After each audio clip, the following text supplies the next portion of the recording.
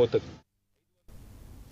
YCP పాలనలో నిర్మాణ రంగం పూర్తిగా కుదేలైందని మంత్రి డోలా శ్రీ బాల వీరాంజనేయ స్వామి ఆరోపించారు.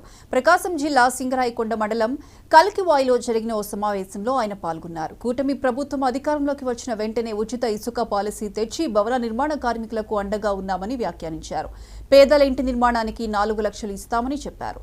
భవన నిర్మాణ కార్మికులకు గతంలో అందించిన సంక్షేమ పథకాలన్నీ పునరుద్ధరిస్తామని ఆయన వెల్లడించారు.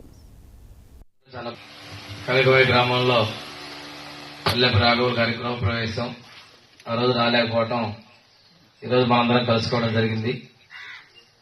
ఎన్నికల ముందు రాఘవుల గారు తిరిగి పార్టీలోకి రావటం, వీరందరూ కూడా పార్టీ ఘన విజయాన్ని తోడ్పడిన మీ అందరికీ ధన్యవాదాలు తెలియజేసుకుంటాను.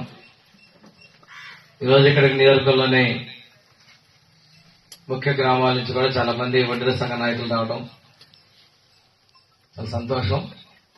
గత ప్రభుత్వంలో నిర్మాణ రంగం బాగా కుదేలైపోయింది. మన ఆంధ్రాలో ఇసుక రేటు విపరీతంగా పెరిగిపోవడం దగ్గర నుంచి అన్ని ఇబ్బందులు వచ్చాయి.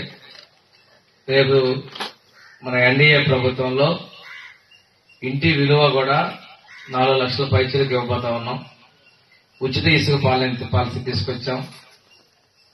తిరిగి భవన కార్మికుల సంక్షేమం కోసం గతంలో మనం తీసుకున్నటువంటి ఇన్సూరెన్స్ పథకాలన్నింటి కూడా అందరికీ ప్రవేశపెట్టేటువంటి ఆలోచనలో మన ప్రీతం ముఖ్యమంత్రి గారు నిర్ణయాలు తీసుకోబోతా ఉన్నారు. ఎక్కువ మంది ఈ భవన రంగ నిర్మాణం మీద ఆధారపడేటువంటి వడ్డీల సంఘ నాయకులకి, వడ్డీల సంఘస్థులకు అందరూ పెడదాం, మంచి జరగాలని చెప్పేసి తెలుగుదేశం పార్టీ, జనసేన, బీజేపీలు అండగా ఉంటాయని తెలియజేసుకుని సెలవు.